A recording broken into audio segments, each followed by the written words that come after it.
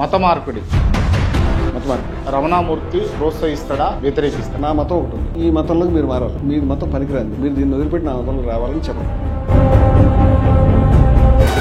అనోభద్రా కథో ఎంత విశ్వత అని ఋగ్వేదంలో ఒక సూక్తం ఉంది. ప్రపంచంలో ఎక్కడెక్కడ మంచి మంచి విషయాలు ఉన్నాయో నా మతం ఉండాలి, నీ మతం ఉండకూడదు అనేటువంటి అహంకారం తప్పితే వేరే ఏమీ లేదు. గోహత్య, గోమాంసం తినడం మంచిదా చెడ్డ? దీనికి మతంతో సంబంధం లేదు. ఇది మతానికి సంబంధించి అన్ని రకాల మాంసాలు తినేటువంటి విధానాలు మనకి వేదంలో ఉన్నాయి. గోవధకు సంబంధించిన సూత్రాలు నేను ఋగ్వేదం నుంచి తీసి చూపిస్తాను కావాలంటే. గో మాంసాన్ని ఎలా కట్ చేయాలి, గోవుని ఎలా పక్కన పెట్టి. ఎక్కువ దాన్ని కట్ చేసి అమ్మేది మొత్తం కూడా ముస్లింలే ఎక్కువ ఉంటారు కదా. పెంచుకునేది ఎక్కువ మంది హిందువులు ఉంటారు. ఈ వాడు అమ్మితేనే వీడు కట్ చేస్తున్నారు. ప్రభుత్వం పూనుకుని దానికన్నా గోశాలు పెట్టి దాన్ని కాపాడదలుచుకుంటే కాపాడాలి. గోవు ఇష్టమైతే గోవుని చంపకుండా చూడండి, దానికి అభ్యంతరం. రాముడు దేవుడు అంటే నమ్ముతారా నమ్మరా? అసలు రామాయణంలో ఒక కథగా నేను తీసుకుంటాను. దేవుడికి అవతారం అయితే పని లేదు. రాముడు దేవుడు కాదు, నాకేం మొహమట్లేదు మాట చెప్పండి. చెప్పడమేమో నేను హిందువును అని చెప్తాను. అవును, రాముడు దేవుడు అనడానికి ఏమో ఇబ్బంది పడుతుంది. ఇప్పుడు అహం బ్రహ్మస్మి అంటే నేనే సమస్త సృష్టిని అయి ఉన్నాను. తత్వమసి అంటే అది మీరే, సోహమస్మి అంటే అది నేనే. మనం సృష్టికర్త కలిపినటువంటి సిద్ధాంతాలు మన దగ్గర ఉన్నాయి. ఈ రాముడు వేరేగా నాకు దేవుడు ఎక్కడి నుంచి వస్తాడు? ఇటువంటి స్టేట్మెంట్స్ కాంట్రవర్సీ కావాలనుకుంటున్నాను. కాంట్రవర్సీయే కాదు నాకు ఇంపార్టెంట్ గా. ఏ సత్యం అనుకుంటాను, నా మనసు ఏం చెప్తే నేను మాట్లాడతాను. నమస్తే, వెల్కమ్ టు కేఆర్ టీవీ. నేను మీ క్రాంతి. ఇవాళ మనతోటి విజయ విహారం రమణామూర్తి గారు ఉన్నారు. ముందుగా వెల్కమ్ చేద్దాం. సార్ నమస్తే. నమస్తే అండి. బాగున్నారా? బాగున్నాను.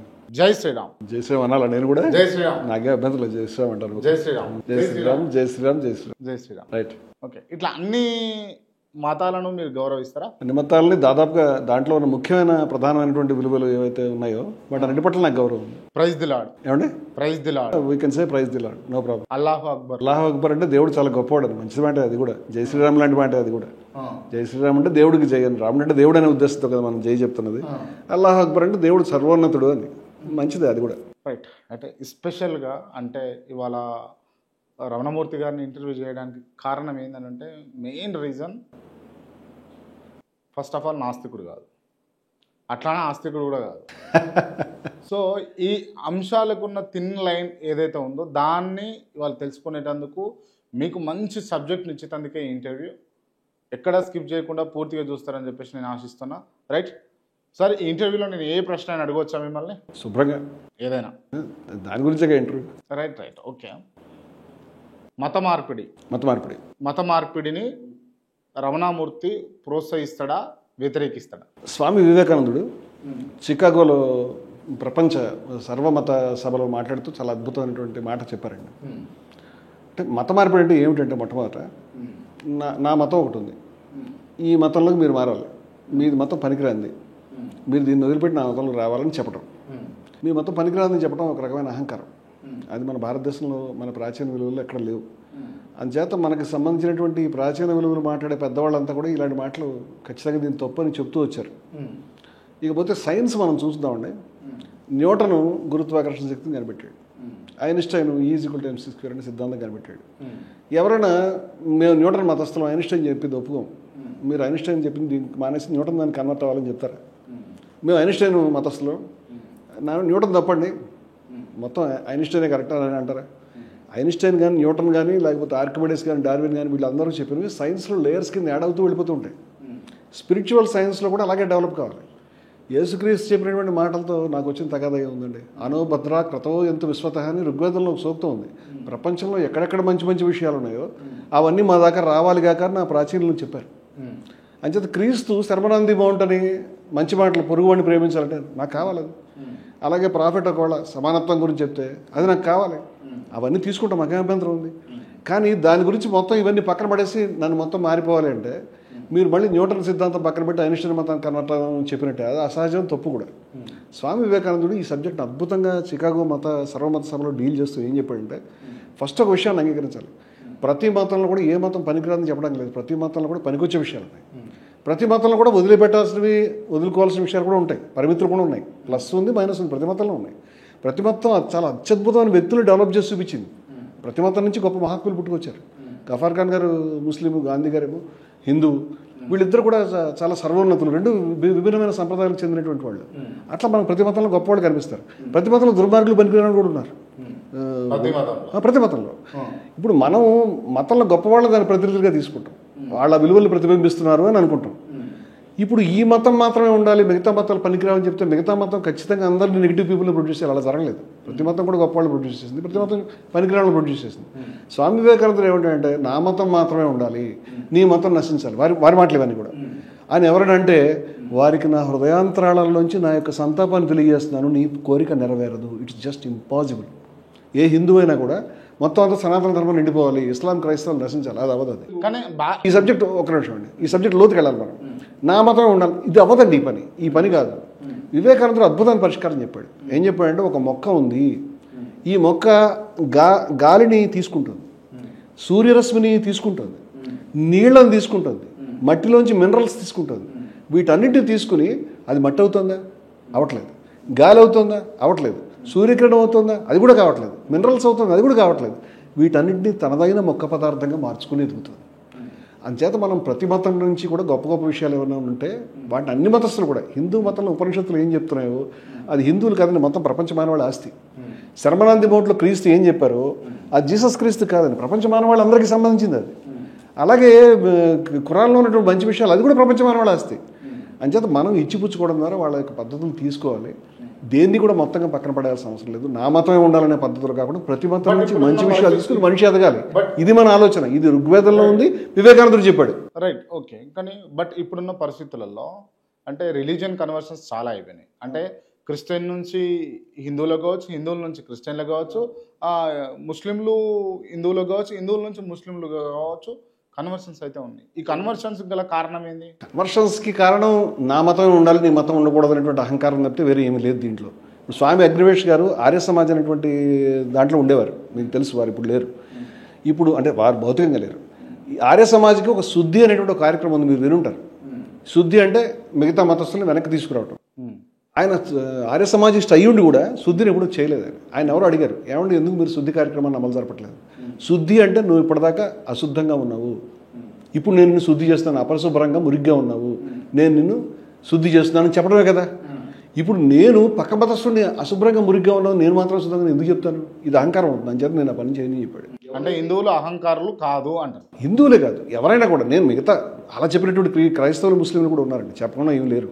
నేను అవన్నీ ప్రచురించాను, రాసినవాడిని. నేనేం చెప్తానంటే క్రైస్తవుల్లో మా మతమే నిండిపోవాలని కోరుకుంటే ఇస్లాంలో మా మతం నిండిపోవాలి, హిందూ మతంలో గర్వాప్సీ ద్వారా మొత్తం అంతా మా మతంలో. ఇవి అయ్యే పనులు కావు. ఈ రకమైనటువంటి కార్యక్రమం మిగతా వాళ్ళని ఇన్సల్ట్ చేయడం, అవమానించడం అవసరం లేదు. నేను క్రీస్తు యొక్క బోధనలు తీసుకోవడానికి రెడీగా ఉన్నానండి. నేను క్రీస్తుని అనుసరించడానికి, క్రీస్తు చెప్పినటువంటి శర్మనాంది మౌంట్లో పొరుగువాడిని ప్రేమించడం నాకు చాలా నచ్చింది. కానీ నన్ను కన్వర్ట్ అయ్యి నేను బాప్తిస్మం తీసుకుని ఇవన్నీ పక్కన పెట్టాలని ఉపనిషత్తులను ఎందుకు వదులుకోవాలని అడుగుతాను నేను. అలాగే ఇస్లాం చెప్పినటువంటి గొప్ప విషయాలు ఖురాన్లో గొప్ప ఉన్నాయి, అవి నేను తీసుకోవడానికి రెడీగా ఉన్నాను. కానీ దీన్ని పక్కన పెట్టాలి, ఎందుకు పక్కన పెట్టాలని అడుగుతాను. అందుచేత మనం ఆలోచించాల్సిన పద్ధతి అదే. రాజ్యాంగంలో కూడా మత మార్పిడుల మీద చర్చ జరిగినప్పుడు మతానికి సంబంధించినటువంటి ప్రచారం చేసుకోమన్నారు తప్పితే మార్పిడులను ఒక హక్కుగా ఎవరు అంగీకరించలేదు. మేము మా సంస్థల్లో, నేను Hindus for plurality and equality సంస్థలో ఉన్నాను, నేను దాని ప్రధాన కార్యదర్శిని. జైహో అనేటువంటి సంస్థ మత సామరస్యం గురించి ప్రయత్నించే సంస్థ ఉంది. దాంట్లో మేము కన్వర్షన్స్ చేసేటువంటి వాళ్ళని దూరంగా ఉంచుతాం, మేము రానివ్వం. ఎందుకంటే కన్వర్షన్స్ చేయడం అనేది సమాజంలో ఉద్రిక్తతలకు దారితీస్తుంది. ఒక మతాన్ని మొత్తంగా ఎరేజ్ చేయాలనేటువంటి ఉన్మాదం ఏదైతే ఉందో అలా కాకుండా క్రీస్తుని ప్రేమించేటువంటి వాళ్ళు దయవుంచి క్రీస్తు బోధనలు మమ్మల్ని అనుసరించడం అండి, మాకు చెప్పండి, మేము ఫాలో అవుతాం. అలాగే ఇస్లాంలో మీరు చెప్పండి, మంచి విషయాలు తీసుకుంటాం. కానీ ఇవన్నీ మా ఇంట్లో సామాన్లన్నీ బయటపడేయండి మీరు చెప్పకండి. మాకు అన్ని తలుపులు తెరుస్తాం, అన్ని చోట్ల నుంచి గాలి రావాలి. కానీ అది ఆ గాలి నన్ను ఎగరేయకూడదు, నా సామాన్లని బయటపడేయకూడదు, అది నాకు చక్కగా ఆహ్లాదంగా వేచాలి అని పూర్వీకులు వేదంలో చెప్పారు. అందుచేత ప్రాచీనమైనటువంటి ఆలోచనలు ఏవైతే కరెక్ట్గా ఉన్నాయి, మిగతా ఆలోచనలు మనకు కావాలి. తలుపులు మూసుకోవద్దు, ఏమైనా అవమానించకూడదు. ఎడారి మతాలు లేకపోతే ఇంకో ఆ రకమైన నిందలు నేను చేయను. కానీ ఆ మతంలో ఉన్నటువంటి గొప్ప సారాంశం నేను తీసుకుంటాను. కానీ కన్వర్షన్స్ చేయాలనే ప్రోగ్రామ్స్లో మీరు అదే పని కింద పోయి చేయడం అనేది ఖచ్చితంగా ఉద్రిక్తతలకు దారితీస్తుంది, అది అభ్యంతరకరం. ఆ పని. మీరు హిందువా, ముస్లిమా, క్రిస్టియనా? నేను హిందూనండి. నేను హిందూ క్లియర్. 100% హిందూ. గోహత్య, గోమాంసం తినడం మంచిదా చెడ్డదా? చాలా టిపికల్ క్వశ్చన్. నేను ఏ మాంసం తినను, ఏ మాంసాన్ని అంగీకరించను. దీనికి మతంతో సంబంధం లేదు. ఎందుకంటే మతానికి సంబంధించి అన్ని రకాల మాంసాలు తినేటువంటి విధానాలు మనకి వేదంలో ఉన్నాయి, మనుస్మృతిలో ఉన్నాయి. అవి ఒకరోజు ఒకలాగా తర్వాత మారుతూ కూడా వచ్చినాయి. ఒక దశలో ఎక్కడో గోవు అంటే చాలా గొప్ప జంతువు అనేటువంటి అభిప్రాయం వచ్చింది. ఫస్ట్లో లేదు అది. గోవధకు సంబంధించిన సూక్తాలు నేను ఋగ్వేదం నుంచి తీసి చూపిస్తాను కావాలంటే. మీకు తిరుమల తిరుపతి దేవస్థానం ప్రింట్ చేసినటువంటి వేదం యొక్క అనువాదం నుంచి నేను సూక్తాలు పద్యాలు చదివినిపించగలుగుతాను. గోవు మాంసాన్ని ఎలా కట్ చేయాలి, గోవుని ఎలా పక్కన పెట్టాలి. మళ్ళీ అదే వేదంలో కొంచెం ముందు కడితే లేదు గోవుని చంపడానికి వీలు లేదనే మాట అన్నారు. గోగ్గునుడు అంటే అతిథి, గోగ్గునుడు అంటే గోవుని చంపినవాడు అని అర్థం. అతిథి గోవుని చంపడం ఏంటంటే అతిథి వస్తే గోవుని చంపేవాళ్ళం మనం, వాడికి వండిపెట్టడానికి. ఈ పేరు ఎలా వచ్చింది? ఇట్లా అనేక రకాలైనటువంటి సంప్రదాయాలు మనకు ఉన్నాయి. మీరు ఇప్పుడు మాట్లాడుతూ తిరుపతికి సంబంధించిన అంశం ఏదో అని చెప్పేసి చెప్తున్నారు. తిరుమల తిరుపతి దేవస్థానం ప్రింట్ చేసినటువంటి ఋగ్వేదం యొక్క అనువాదంలో నేమాని వెంకట నరసింహ శాస్త్రి గారు రాసినటువంటి పద్యానువాదం టీటీడీ వాళ్ళు ప్రింట్ చేశారంటే నేను ప్రింట్ చేస్తే మీకు ఎక్కడదని అంటారు కదా, అంటే దాంట్లో నుంచి పద్యం తీసి వినిపిస్తాను కావాలంటే మీకని అన్నాను.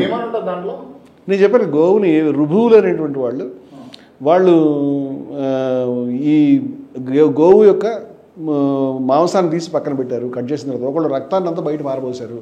మూత్రముఖ్యములు అంటే ఈ ప్రైవేట్ పార్ట్స్ ఏవైతే ఉన్నాయో ఈ మలమూత్రాలు వెళ్ళేటువంటి పార్ట్స్, ఇంట్రెస్టైన్స్, ఆ జంతువు తినలేం కదా, అవి పక్కన పెట్టారు. ఈ విధంగా వేరు చేస్తున్నారు. వాళ్ళు కొడుకుల్లాగా ఇంత పని చేస్తున్నప్పుడు ఇంక యజ్ఞంలో చేయాల్సిన పని ఉంది అనేటువంటి మాటలు ఉన్నాయి. అంటే అవి జరిగేవి ఆ రోజుల్లో. కానీ మనకు బయట నుంచి మన మొట్టమొదటి ఋగ్వేద ఆర్యులు ఎవరైతే ఉన్నారో వీళ్ళు మొట్టమొదటి పశువులు పశుపాలకులుగానే వచ్చారు. కానీ గోహత్య గోమాంసం తినడం నేరం కదా, తప్పు కదా. తర్వాత మన దేశంలో 3 రకాల ప్రాంతాలు ఉన్నాయండి. కంప్లీట్గా గోవధని నిషేధించడం, కంప్లీట్గా గోవు యొక్క మాంసం మెయింటైన్ చేయకపోవడం, మీ ఇంట్లో ఉన్న మిమ్మల్ని అరెస్ట్ చేస్తారు. అటువంటి రాష్ట్రాలు, కొన్ని రాష్ట్రాల్లో అటువంటి చట్టాలు ఉన్నాయి. కొన్ని రాష్ట్రాల్లో రిస్ట్రిక్షన్స్ ఉన్నాయి. ఇప్పుడు మనలాంటి రాష్ట్రం దీంట్లో అంటే పాలిచ్చేదాకా చంపకూడదు, లేకపోతే గోవుని చంపకూడదు, ఎద్దుని చంపవచ్చు, కానీ అవి పనిచేయని పరిస్థితిలో ఉంటే చంపాలి అని దానికి సర్టిఫికేట్ ఏదో అడుగుతారు.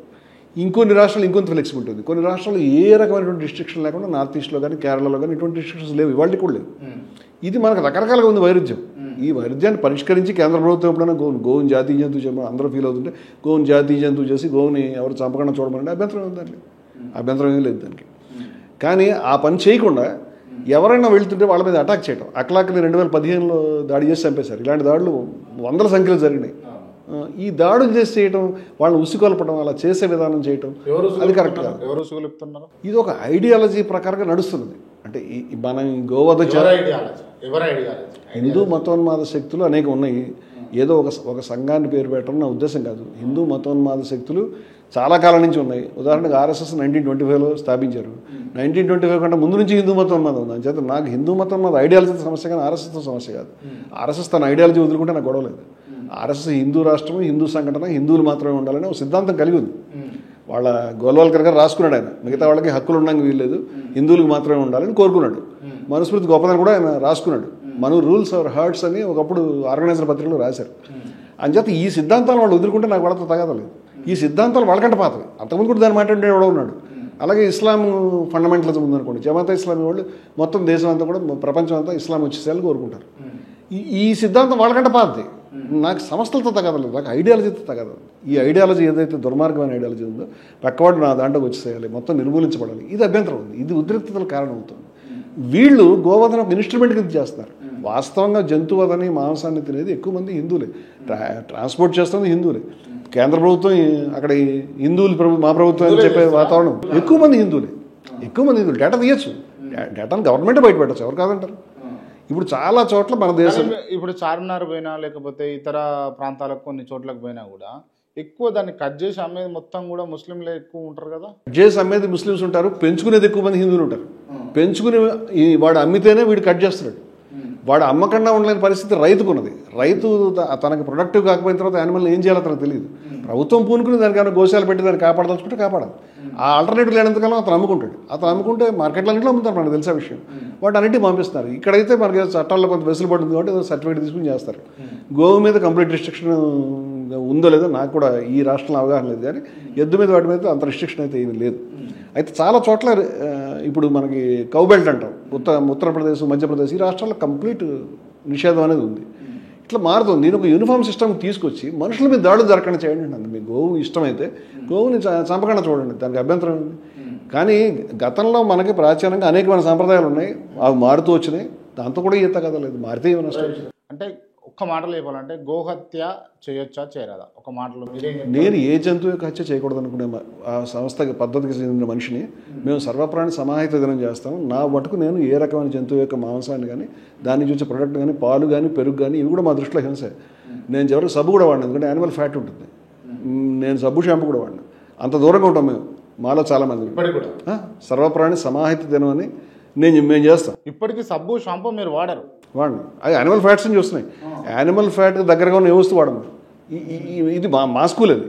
మేము మా దృష్టిలో గోవు ఒక జంతువు, గోవుకి ప్రత్యేకమైనటువంటి ఏమైనా ఉన్నాయని నేను అనుకోవట్లేదు. గీతలో రాశారండి, విద్యా వినయ సంపన్నే బ్రాహ్మణే గవిహస్తిని సునిచైవ స్వపాకేచ పండిత సమదర్శన అని రాశారు. విద్యా వినయ సంపన్నుడైన బ్రాహ్మణుడు. బ్రాహ్మణి గవి అంటే ఆవు, దేవతల చెప్పేది. హస్తిని అంటే ఏనుగు, సుని అంటే కుక్క, చిచ్చి మనం తరివేసే కుక్క, స్వపాకేచ అంటే కుక్కను తినే చండాలుడు. 5 సమానం అని చెప్పారు. అంచేత ఆవుకి మాత అయితే కుక్క కూడా మాత అవ్వాలి, ఏనుగు కూడా మాత అవ్వాలి. ఆవు మాత కూడా నాకు అబ్జెక్షన్ లేదు, మిగతా కూడా మాత అవ్వాలి. ఈ సర్వం కల్విదం బ్రహ్మ, సమస్తం బ్రహ్మమయమే, సమస్తం ఈశ్వరమయమే, ఈశావాస్యం ఇదం సర్వమని పరిషత్ చెప్పింది. అంచేత సమస్తం దైవానికి సంబంధించినవి కాబట్టి దేన్ని కట్ చేయకూడదని నేను కోరుకుంటున్నాను. నాకు గోవు ప్రత్యేకత ఏమి లేదు. నేను గోవును ప్రత్యేకం చూసి మిగతా వాడిని చంపేయచ్చనే మనిషిని కాదు. ఈ అంశాన్ని ఇది నా వ్యక్తిగత అభిప్రాయం. రైట్. ఈ గోహత్య అంశాన్ని కాసేపు పక్కన పెడితే కనుక మెజారిటీ, ఈ మాట మనం అపీల్ చేద్దామండి, మీరు ఎత్తారు కాబట్టి, మెజారిటీ ప్రజలు గోవును దేవతగా చూస్తారు కాబట్టి కేంద్ర ప్రభుత్వాన్ని దాన్ని జాతీయ జంతువుగా ప్రకటించి గోహత్యను మొత్తంగా నిషేధిస్తూ చట్టం చేయమని చెప్పండి. ఇప్పుడు 11-12 ఏళ్ల నుంచి ఆయన అధికారంలో ఉన్నాడు. వాళ్ళకి అభ్యంతరం ఉందంటే ఆ పని చేయండి, కానీ ఆ పని వాళ్ళు చేయట్లేదు. నార్త్ ఈస్ట్లో వాళ్ళే మాకేం అభ్యంతరం లేదని వాళ్ళ పార్టీ తరఫున ప్రచారం చేస్తున్నారు. కానీ ఇక్కడ దాడులు చేస్తారు. మొన్న 2 DCMలు కాలబట్టి దాడులు చేశారు. ఇది అభ్యంతరం. ఈ ఉద్రిక్తలు వద్దని చెప్తాను. సో ఒకవేళ గోవులను ప్రొటెక్షన్ చేయాలి అని అంటే ఖచ్చితంగా గోహత్య నిషేధం చట్టం తీసుకురావాలంటారు. నేనేమంటానంటే చట్టం తీసుకురాకపోతే పాలసీ అని చెప్పండి. మేము చట్టం తీసుకురాము, ఈ వివాదం ఇక్కడతో ముగించండి. మేము చట్టం తీసుకొచ్చే ఉద్దేశం లేము. దయ ఉంచి ఎవరెవరి మీద దాడులు చేసుకోవద్దు, ఎవరు అనవసరంగా రెచ్చగొట్టద్దు అనే పద్ధతిలో చెప్పని చెప్పండి. Let there be a declaration, లేదంటే నిషేధించమనండి. నేను చెప్తున్నా వ్యక్తిగతంగా నేనే జంతువు యొక్క హింసకి వ్యతిరేకం. ఓకే, ఈ అంశాన్ని పక్కన పెడితే కులం వర్ణం, కులం వర్ణం రెండు వేరు వేరా, రెండు ఒకటేనా? వర్ణం మొట్టమొదటి ఉంది. వర్ణం నుంచే వర్ణమే కులంగా రూపాంతరం చెందింది. ఇప్పుడు వర్ణం ఎక్కడ ఉంది? కులమే ఉంది. ఇప్పుడు వర్ణం లేదు. అవును, వర్ణం లేదు. లేదు లేదు. రీసెంట్గా నేను మదన్ గుప్తా అనేటటువంటి ఒక పర్సన్ ఇంటర్వ్యూ చేయడం జరిగింది. తను నాకు ఇంటర్వ్యూలో చెప్పింది ఏంటంటే కులం వేరు, వర్ణం వేరు.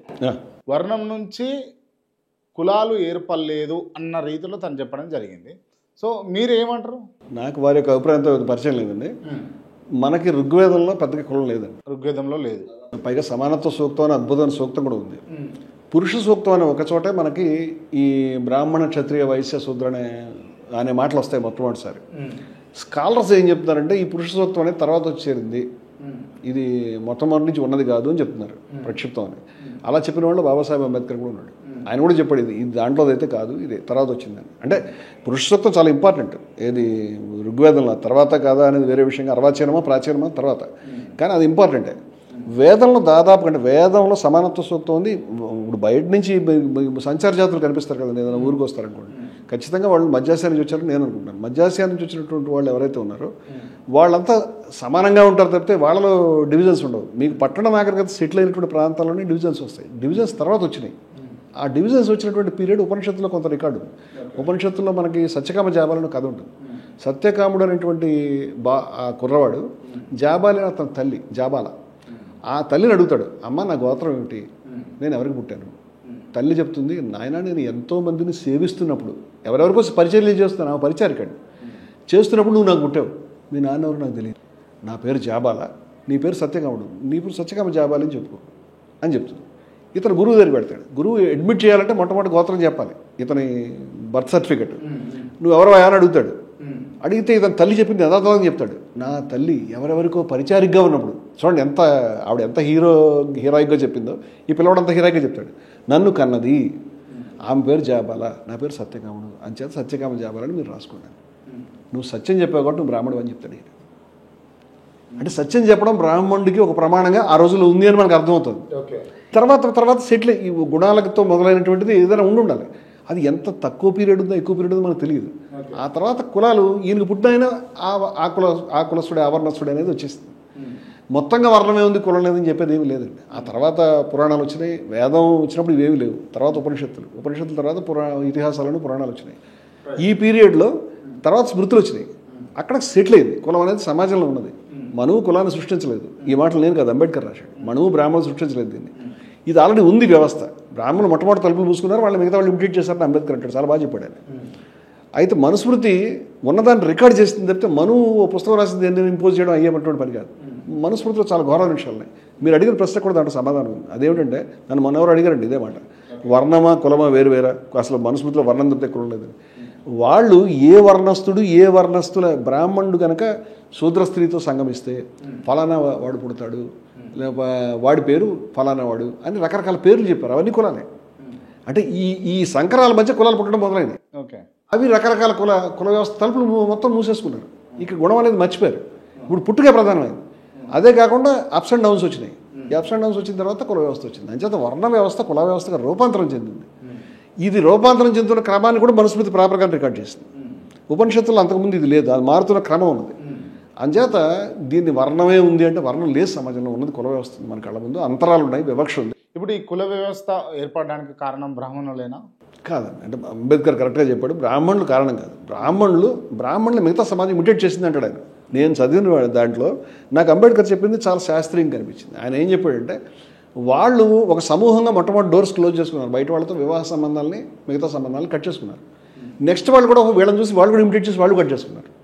మొదట వాళ్ళు డోర్స్ పూసుకున్నారు, వీడు పూసుకున్నాడు, వీడిని చూసి ఇంకోటి పూసుకున్నాడు, వాడిని చూసి ఇంకోటి పూసుకున్నాడు. అలా మెల్లిగా సమాజం విడిపోవడం స్టార్ట్ అయింది. సమాజంలో ఒక కులం కానీ లేకపోతే ఒక పుస్తకం రాసినటువంటి ఆయన కానీ కూర్చోబెట్టి ఇవాళ నుంచి నేను చాలా పెద్దవాడిని, మీరు నన్ను ఫాలో కావాలంటే ఎవరు ఒప్పుకుంటారు? ఇప్పుడు నేను వచ్చి మీకంటే నేను పెద్దవాడిని అంటే మీరు ఎందుకు ఒప్పుకుంటారు? మీరు నాకు చెప్తే నేను ఎందుకు ఒప్పుకుంటాను? ఒక సమూహం ఇంకో సమూహానికి చెప్తే నీ గొప్ప అని చెప్తారు కదా. ఇది ఒక రోజులో ఒక గంటలో జరిగింది కాదు, ఎవరు శాసించింది కాదు. సమాజంలో ఒక పరిణామ క్రమంలో జరిగింది. ఎలా అనేది స్కాలర్స్ చూస్తున్నారు, ఇంకా చూసినే ఉన్నాను. నేను అంబేద్కర్ దర్శనం చెప్పాను, నాకు అది చాలా కరెక్ట్గా అనిపించింది. బ్రాహ్మణులు ఈ లీడర్ల పైన ఉన్నారు, అది మనకు కనిపిస్తుంది. వాళ్ళే ఏర్పాటు చేశారంటే అది అశాస్త్రీయం. కానీ వాళ్ళు దాని తాలూకు ప్రివిలేజెస్ ఎంజాయ్ చేశారు చాలా కాలం, అదైతే క్లియర్గా ఎంజాయ్ చేశారు స్పష్టంగా. అంటే ఏ రకంగా ఎంజాయ్ అంటే వాళ్ళ మీద రిస్ట్రిక్షన్స్ లేవు, వాళ్ళ పట్ల గౌరవం ఉన్నది. ఓకే, బయట మనకి యూరోప్లో ఇస్లాం క్రిస్టియానిటీలో ఉన్నటువంటి వెర్షన్లో రాజ్యాధికారిని మతాధికారి ఒకడే అవుతాడు. పోపు గారి దగ్గరికి రాజులు వచ్చి వాళ్ళ కిరీటం పెట్టి దండం పెట్టి వెళ్ళేవారు. ఆయన కూడా ఒక రాజు కింద లెక్క. ఖలీఫా కూడా రాజే, ఆయనే మత గురువు. కానీ మన దగ్గర బ్రాహ్మణుడు మత గురువే కానీ రాజు కాదు. రాజు నెంబర్ 2, ఇతనికి రాజ్యాధికారం లేదు. కానీ రాజ్యాధికారి దగ్గర గౌరవం ఉన్నది. ఈ డివిజన్ ఉంది మన దగ్గర. అంటే ఈ భారతదేశం యొక్క విశిష్టత అనుకోండి, లేకపోతే వేరే పద్ధతి అనుకోండి. ఓకే, ఇప్పుడు ఈ బ్రాహ్మణుడు ఈ ప్రివిలేజెస్ విద్య సంపాదించుకున్నాడు, గౌరవాన్ని సంపాదించుకున్నాడు. ఎక్కడ ఏ పుస్తకాలు చదివినా బ్రాహ్మడే దేవత, బ్రాహ్మడే గొప్పవాడు, బ్రాహ్మణ ముందు ఎవరు పనికిరారు, మనుస్మృతి దగ్గర అన్ని పుస్తకాలను బాగా టముకు వేశారు. బ్రాహ్మణ రంగానే మైమర్చిపోయి రాశారు. బ్రాహ్మణుడు సమాజంలో కంటిన్యూస్గా ఈ గౌరవాన్ని దాన్ని పొందుతూ వచ్చాడు. మిగతా సమాజానికి నిరాకరించబడింది, ఆయన నిరాకరించాడు, మిగతా వాళ్ళు నిరాకరించారు. రైట్. ఇప్పుడు దళితుల ఇళ్లలో కొంతమంది పూజలు పండుగలు చేసుకున్నప్పుడు దళితుల ఇళ్లకు నిర్మోహమాటంగా బ్రాహ్మణులు పోయి పూజలు చేయరు. పంబాల అనేటటువంటి ఒక కులాన్ని ఏర్పరిచి వాళ్ళు చేస్తారు, పంబాల వాళ్ళు చేస్తుంటారు దళితుల ఇళ్లలో బేసిక్గా. This is never happened. ఇది not in one day. It happened but not in one day. ఇది ఇప్పుడు రామానుజాచార్యుల వారి సంస్కరణల వల్ల మాలదాసరులను తర్వాత మాదిగదాసరులు కూడా ఏర్పడ్డారు. అంటే ఏ కులానికి ఆ కులం మతం అనేది ఒక అవసరం అండి ప్రతి మనిషికి కూడా. ఓ దండం పెట్టుకోవాలి, ఏదో పూజ చేసుకోవాలి, లేకపోతే ఏదో చేయాలంటే దాంట్లో ఒక పూజారి వర్గం చిన్న తయారవుతుంది. ఎక్స్క్లూడ్ చేసి మొత్తంగా దళితుల్ని సమాజం నుంచి మొత్తంగా దూరం పెట్టి, శూద్ర కులం నుంచి కూడా దూరం పెట్టి, వీళ్ళు అంటరాని వాళ్ళని ముద్రేసిన తర్వాత వాడికి కూడా మతం కావాలి కదా, వాడి దారి వాడు వెతుక్కుంటాడు. అట్లా కొన్ని వర్గాలు ఏర్పడి ఉండొచ్చు. మీరు చెప్పింది ఇది ఒక పరిణామక్రమంలో జరిగింది, ఒక రోజు జరగలేదు అంటాను. మీరు చెప్పింది కరెక్ట్ అండి. దీనికి కారణం బ్రాహ్మణులా కాదా? దీనికి కారణం బ్రాహ్మణుల అని అంటే అలా అంటే మనకి బాగుంటుందంటే అనొచ్చు, కానీ శాస్త్రీయం అయితే కాదంటే ఎవరు దీన్ని శాసించింది కాదు. వాళ్ళు అంటరానితనం పాటించారు, మిగతా సమాజం పాటించింది, వాళ్ళకి నిరాకరించారు. రమణామూర్తి గారు ఇప్పుడు బ్రాహ్మణులకి మంగళ్ళు, దళితులకి మంగళ్ళు గడ్డం చేయడం మానేశారు అనుకోండి, ఖచ్చితంగా గడ్డం చేసేవాడు ఒకటి తయారవుతాడు ఆ కమ్యూనిటీలో, వాడే గడ్డం చేస్తాడు. వీళ్ళు గడ్డం, వాడు బట్టలు కూడా మానేశాడు అనుకోండి. అలా జరిగింది చాలా చోట్ల. చాకళ్ళు చాలా చోట్ల మేము మీకు ఉతకమని చెప్తారు, అక్కడ ఉతికేవాడు తయారవుతాడు, వాడికి ఇంకో సెక్షన్ తయారవుతుంది. ఇది ఒక ట్రాన్స్ఫర్మేషన్ ప్రాసెస్లో జరిగింది. తలుపులు మూయటం అనేది బ్రాహ్మణులు చేసినటువంటి వాళ్ళు తలుపులు మూసుకోవడం మొదటి తప్పు. వాళ్ళ ఆధిపత్యానికి సంబంధించిన పుస్తకాలు రాసుకోవడం రెండో తప్పు. మిగతా సమాజం అలా తగులుతున్నా సరే దాన్ని చూస్తూ ఉండడం అనేది తప్పు. ఈ మొత్తం వేల సంవత్సరాల ప్రివిలేజ్ ఎంజాయ్ చేయడం తప్పు. ఇవైతే కారణాలే. కానీ మొత్తంగా వాళ్ళు మిగతా కుటుంబంలో మీరు పూజారులుగా ఉండండి అని వాళ్ళు ఎవరినైనా మీరు చెప్పిన పంబా కమ్యూనిటీని ఏర్పాటు చేయడం అనేది I don't think it is scientific. అలా జరిగి ఉండకపోవచ్చు అనుకుంటున్నాను నేను. అది ఒక పరిణామక్రమంలో జరిగింది అని అర్థం చేసుకుంటాను అంతే. అంటే వీళ్ళు డోర్లు మూసుకోకుండా ఓపెన్ డోర్స్ ఓపెన్ చేసి మేము కూడా వస్తాము అని అంటే ఇది జరగకపోతుండే కదా అని అంటే మీరు చెప్పిందంటే కొంత రీజన్ ఉందండి. అంటే వాళ్ళు మిగతా సమాజం అలా జరగాలని కోరుకుని చేశారో లేదో మనకు తెలియదు. కానీ ఇప్పుడు బ్రాహ్మణులు ఈ డోర్స్ క్లోజ్ చేయడం, అంతేకాకుండా ఈ తమ ఆధిపత్యానికి సంబంధించిన పుస్తకాలు రాసుకోవటం, బ్రాహ్మణుడే దేవత, బ్రాహ్మణుడు మించిన వాళ్ళు లేడు, అన్ని జన్మల్లోకి బ్రాహ్మణ జన్మోత్తమం అనేటువంటి ఐడియాలజీకి సంబంధించి దాన్ని ప్రమోట్ చేసుకుంటూ వెళ్ళటం, ఈ లీడర్ని సపోర్ట్ చేయడంలో వాళ్ళ రోల్ ఉందండి ఖచ్చితంగా. అది ఖచ్చితంగా బ్రాహ్మణుల్లో ఉండేటువంటి రిగ్రెసివ్ పీపుల్ ఎవరైతే చేస్తారో వాళ్ళందరూ కూడా సమాజంలో చాలా అన్యాయం చేస్తారు, దుర్మార్గం చేస్తారు, అనుమానం లేదు దాంట్లో. అసలు ఆర్య బ్రాహ్మణులు ఎవరండి? నాకు తెలియదు ఆర్య బ్రాహ్మణులు. ఆర్య బ్రాహ్మణులు ఐ డోంట్ నో. విన్నారా ఈ పదం? విన్నారా? ఈ పదం చాలా రకాల పదాలు వినబడుతుంటాయి బయట. అంటే ఆర్య బ్రాహ్మణులు అనే శబ్దం ఎవరు వాడుతున్నారు వాళ్ళు డిఫైన్ చేయాలి. నాకు తెలిసి ఆర్యులు అనేటువంటి జాతి ఏం లేదు. ఆర్యులు అనేటువంటిది ఒక భాషా సమూహం. భారతీయ బ్రాహ్మణులు గొప్పవారు, మంచివారే, కానీ భారతీయ బ్రాహ్మణుల కంటే మీద ఉన్న వాళ్ళే ఆర్య బ్రాహ్మణులు, వాళ్ళే కరప్ట్ చేసిర్రు, వాళ్ళే ఇబ్బంది పెట్టిర్రు అని అన్నది నాకున్న అవగాహన చెప్తాను. నేను మతపరంగా సాంప్రదాయకమైన అర్థాల్లో మాట్లాడే మనిషిని కాదు, అలా చదివే మనిషిని కాదు. వేదం అనేటువంటిది అది ఇప్పుడు మొట్టమొదట మనకు బయట నుంచి వచ్చిన వాళ్ళు మధ్యాసియా నుంచి వచ్చారు ఖచ్చితంగా. నా అవగాహన చెప్తానండి. ఇరాన్ అంటే ఆర్యన్ అని అర్థం. అంగిరా అనేటువంటిది, అంకారా అనేటువంటిది ఇప్పుడు టర్కీలో ఉన్నది. ఇరాన్ అంటే ఆర్యులు నేను చెప్పడం కాదు, వాళ్ళు కూడా అనుకుంటారు. వాళ్ళు ఆర్యులనే రాసుకున్నారు వాళ్ళ శిలాశాసనాలన్నింటిలో. కానీ ఆర్యులు ఒక జాతి కాదు, ఆర్యులు ఒక భాషా సమూహం. ప్రపంచంలో 45% భాషల్ని మాట్లాడే ప్రజలు మాట్లాడే భాషలు ఆర్య భాషలు. ఉర్దూ ఆర్య భాష, పర్షియన్ ఆర్య భాష, ఇంగ్లీష్ ఆర్య భాష, జర్మనీ ఆర్య భాష, లిథువేనియన్ ఆర్య భాష. కానీ తెలుగు కాదు, తెలుగు ద్రవిడియన్ లాంగ్వేజ్. వీటిని లింగ్విస్టిక్ ఫ్యామిలీస్ అంటాం. ఈ లింగ్విస్టిక్ ఫ్యామిలీస్ చెందినటువంటి వాళ్ళు ఉత్తర భారతదేశంలోకి వచ్చారు. వాళ్ళు వేదాలను రాసింది ఆఫ్ఘనిస్తాన్, పాకిస్తాన్ ఉన్న సప్త సింధు ప్రాంతంలో వేదాలను రాసుకున్నారు. అప్పటికి వాళ్ళకి మిగతా ప్రాంతం తక్కువ తెలుసు. తర్వాత ఉపనిషత్తులు వచ్చినాయి, తర్వాత పురాణాలు వచ్చినాయి. అయితే ఆర్య బ్రాహ్మణులు అంటూ ప్రత్యేకమేమి మనం చెప్పడానికి ఏమీ లేదు. ఇప్పుడు ఆర్య శబ్దం వాచకం అనేది గౌరవ సూచకంగానే మన దగ్గర ఉన్నది. చాలామంది జాతిగా పొరపడుతున్నారు. ఇప్పుడు చాలామంది స్కాలర్స్ అది జాతి శబ్దం కాదు అని అంటున్నారు. అది భాషా సమూహం యొక్క శబ్దం. లేకపోతే ఇరాన్ వాడును ఆర్యన్ ఎట్లా అవుతాడు, వీడు ఆర్యన్ ఎట్లా అవుతాడు అంటే ఆర్యన్ అనేది భాషా సమూహానికి సంబంధించిన శబ్దం. మీకు ఇంగ్లీష్ భాషకి సంస్కృతానికి ఉన్న సామీప్యత తెలుగుతో లేదు. మదర్ మాతరహ కలుస్తాయి, ఫాదర్ పితరహ కలుస్తాయి. మదర్ అమ్మ కలవదు, ఇది మాతరహ అమ్మ కలవదు. అలాగే దుహిత డాటర్ కలుస్తుంది, దుహిత కూతురుతో కలవదు, డాటర్ కలుస్తుంది. సూనహ సన్ కలుస్తుంది, కొడుకు కలవదు, కొడుకు ద్రావిడ భాష. ఈ రెండు భాషల మధ్య సామీప్యం అంటే 100 శబ్దాలు చెప్పచ్చు మనం ఇలాంటివి. ఇది ఈ భాష కాదు, ఫ్రాన్స్, జర్మనీ, ఇటలీ, లిథువేనియన్, ఎక్కడ రష్యన్, ఈ భాషలన్నీ కూడా ఆర్యన్ భాషా ఫ్యామిలీ. ఇది లింగ్విస్టిక్ రీసెర్చర్స్ చెప్పే మాటలు ఇవన్నీ కూడా. ఇవి ఎప్పుడు విడిపోయినాయి, ఎక్కడి నుంచి విడిపోయినాయి? కాస్పియన్ సముద్ర తీరంలో ఉన్నారా, లేకపోతే ఇప్పుడు చెప్తున్నటువంటి అంటోలియాలో ఉన్నారా, టర్కీలో ఉన్నారా? ఇది there are so many theories. 100 పుస్తకాలు నా దగ్గర 1000 పుస్తకాలు ఉన్నాయి. నేను ఇదే పని చేస్తుంటాను రోజు. నాకు ఇంట్రెస్ట్ ఈ సబ్జెక్ట్స్. వాళ్ళు ఎట్లా ఇక్కడికి ట్రావెల్ చేస్తూ వచ్చారు. వాళ్ళు కులం తర్వాత వచ్చిందండి. కులం మిగతా చోట్ల లేదు. ఆర్యుల్లో మిగతా చోట్ల కులం ఉండాలి లేదు. ఇప్పుడు ఇరాన్లో కులం మనకు తెలిసి లేదు. ఇప్పుడు జందవెస్త పుస్తకాన్ని, పార్సీల యొక్క జందవెస్త ఇరాన్ అది. అంటే ఇప్పుడు ఇస్లాం వచ్చింది. ఇస్లాం రాకముందు పార్సీలు వాళ్ళు, పార్సీలు పారిపోయి మన దగ్గర కొంతమంది వచ్చారు. వాళ్ళ యొక్క పుస్తకం పేరు జందవెస్త, వాళ్ళ దేవుడి పేరు అహురమజ్ద. ఈ జందవెస్త పుస్తకాన్ని, ఋగ్వేదాన్ని పక్కన పెడితే సుమారుగా 80% టాలీ అవుతాయి. ఇంద్ర, గంధర్వ, ఈ శబ్దాలు వాళ్ళకి మనకే ఉన్నాయి. అంటే మనకు సామీప్యత గురించి చెప్తున్నాను. ఇప్పుడు ఇక్కడికి వచ్చిన తర్వాత ఇక్కడ ఇంటరాక్షన్ క్రమంలో ఎక్కడో ఒక పరిణామ దశలో భారతదేశంలో కులం ఏర్పడింది.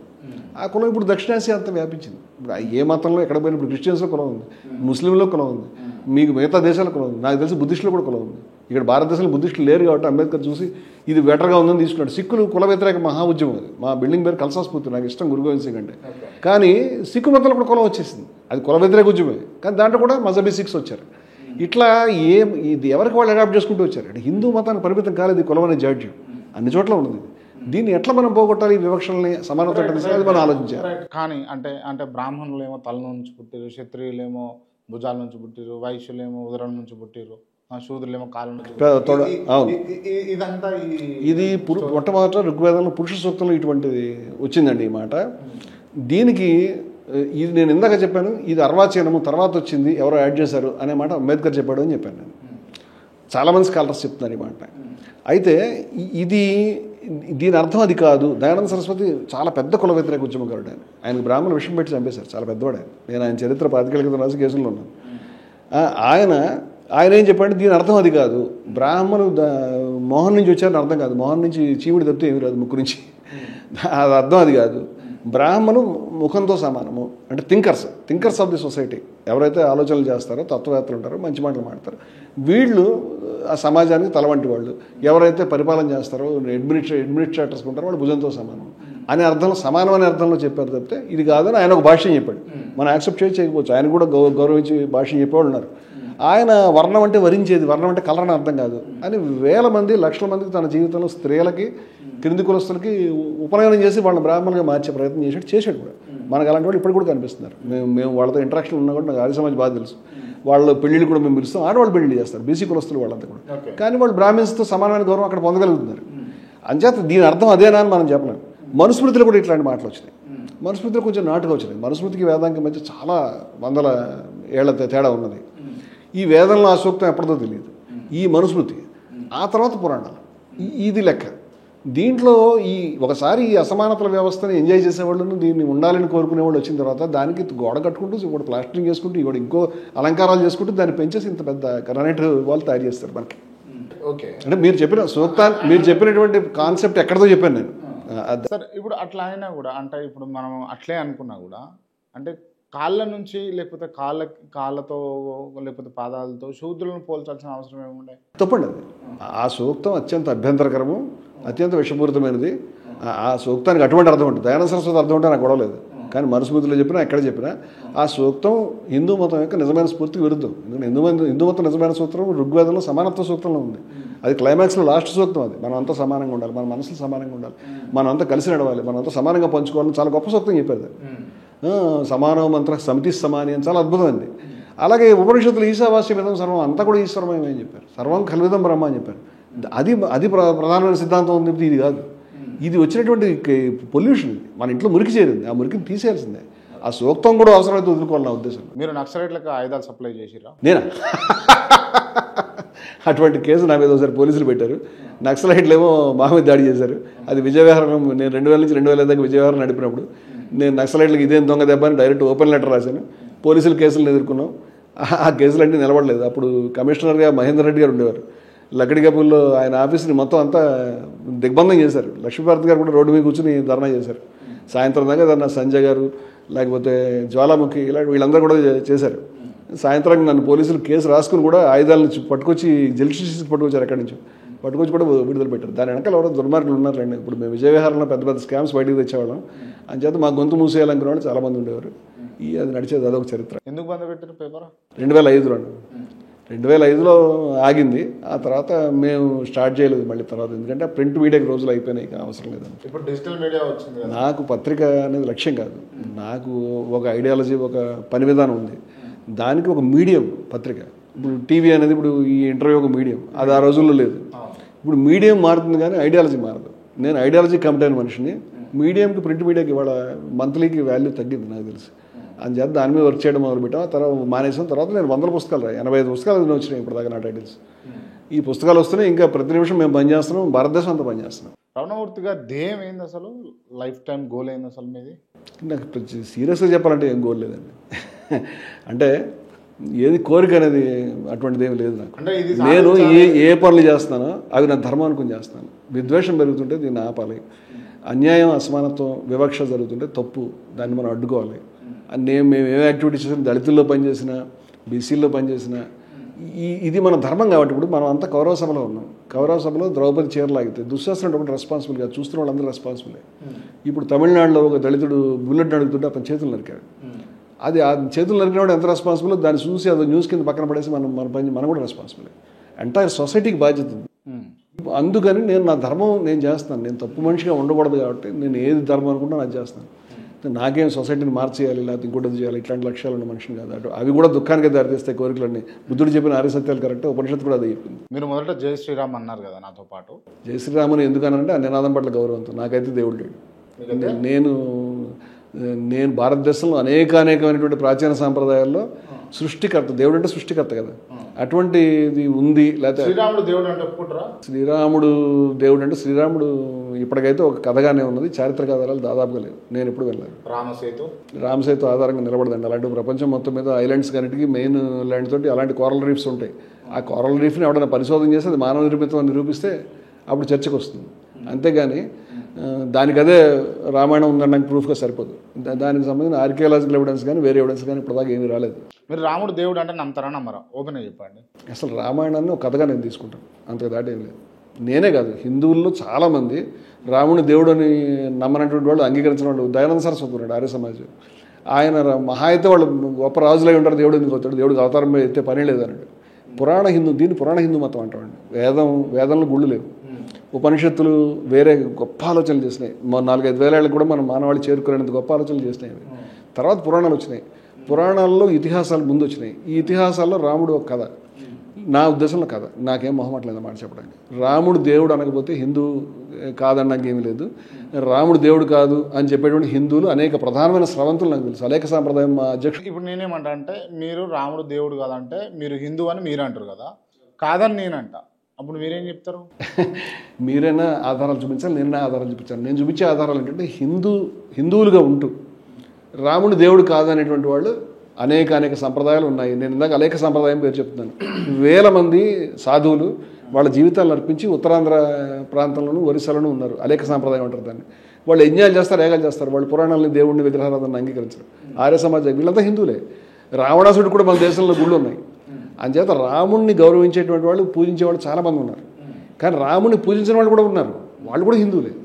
అంచేత హిందూ మతంలో ఇది ఒక ప్రధానమైన స్రవంతి కావచ్చు, కానీ అదే సమస్తం కాదు అంటున్నాను. అలా ఉంటేనే హిందూ, జయశ్రీరామ్ అనకపోతే హిందూ కాదంటే నేను అంగీకరించను. అనకపోతే పక్కకు పెట్టండి, అనడం అనకపోవడం వ్యక్తిగత అంశం. కాకపోతే రాముని దేవుడిగా అంగీకరించకపోతే, ఇప్పుడు దేవుడు మన నుంచి చెప్పడమేమో నేను హిందువును అని చెప్తాను. అవును, రాముడు దేవుడు అనడానికి ఏమో ఇబ్బంది పడుతుంది. బ్రహ్మస్మి అని మన ఉపనిషత్తు చెప్పింది, బృహదారణ్యక ఉపనిషత్తు, అది వేదంలో భాగం. ఇప్పుడు అహం బ్రహ్మస్మి అంటే నేనే సమస్త సృష్టిని అయి ఉన్నాను, తత్వమసి అంటే అది మీరే, సోహమస్మి అంటే అది నేనే. ఇవన్నీ మనం సృష్టికర్త కలిపినటువంటి సిద్ధాంతాలు మన దగ్గర ఉన్నాయి. ఈ రాముడు వేరేగా నాకు దేవుడు ఎక్కడి నుంచి వస్తాడు? నేను ఏమంటానంటే, నాకు ఒక దేవుడు కావాలి, సృష్టికర్త కావాలనేది హిందూ మతంలో ఒక వాదం మాత్రమే, ఓకే, ప్రధానమైన వాదం. కానీ అవి కాకుండా అనేక వాదాలు ఉన్నాయి, వాటికి చెందిన వాళ్ళం మేము ఉన్నాం. అందుకని రాముడు కాంట్రవర్సీ కావాలనుకుంటారా మీరు? కాంట్రవర్సీయే కాదు నాకు ఇంపార్టెంట్ కాదు, సత్యమే కాదు ఇంపార్టెంట్. నేను ఏ సత్యం అనుకుంటాను, నా మనసు ఏం చెప్తే నేను అది మాట్లాడతాను. ప్రపంచంలో గాంధీ గారు చెప్పారు, you have to stand against the whole world although you have to stand alone. యావత్ ప్రపంచాన్ని దగ్గర నుంచి నిలబడాలంటే ఒక్కడే నిలబడాల్సి వచ్చినా సరే, నా మనసులో ఏముందో నేను చెప్తాను. దాని గురించి నా తలకాయ తీసి నాకు అభ్యంతరం లేదు. నేనేం చెప్తున్నానంటే, రాముడు దేవుడు అనేటువంటిది, లేదా రాముడిని అందరూ అంగీకరించాలి, లేదా గుడికి వెళ్ళాలి. నారాయణ గురు ఉన్నారు, నారాయణ గురు జీవిత చరిత్ర నేను రాశాను, వారి దగ్గరికి వెళ్ళొచ్చాను, వారు వచ్చి ఇక్కడ ఆవిష్కరించారు. నారాయణ గురు మొట్టమొదటి గుళ్ళు ఒక నదిలోకి వెళ్ళి ఒక రాయిని తెచ్చి పూజించండి అయ్యా అని చెప్పాడు. ఆయన అంటరానుకుల నుంచి వచ్చాడు. వాళ్ళందరికీ దేవాలయంలో ప్రవేశం లేదు, వాళ్ళకి ముందర గుళ్ళు కట్టాడు. కొంతకాలం అయిన తర్వాత ఆయన తెలుసు ఇవన్నీ పనికిరావాలి, ఒక గుళ్ళు అద్దం పెట్టాడు. మీరు అక్కడికి వెళ్ళారనుకోండి, మీకు అద్దం కనిపిస్తుంది అంటే మీరే కనిపిస్తారు, మీకు మీరు దండం పెట్టుకోవాలి. మనం గుడి చుట్టూ ప్రదక్షిణ చేస్తాం, చెట్ట చివరి ఆత్మప్రదక్షిణ నమస్కారం చేయమని మీకు పురోహితుడు లేదా ఎవరో చెప్తారు, అంటే మీకు మీరే. ఇప్పుడు మీరు ఎవరు దండం పెడుతున్నారు? ఎందుకంటే ఆ సబ్జెక్ట్ మీ లోపల ఉంది కాబట్టి. అంటే దేవుడు అనేటువంటిది వేరు, దేవుడు సృష్టి వేరు, సృష్టికర్త వేరు అనేది ఒక సిద్ధాంతం. సృష్టికర్త ఒకటే, అది వేరు కాదు అనేది ఒక సిద్ధాంతం. దీన్ని అద్వైతం అంటాం. ఇది అత్యంత ప్రధానమైన శాఖ.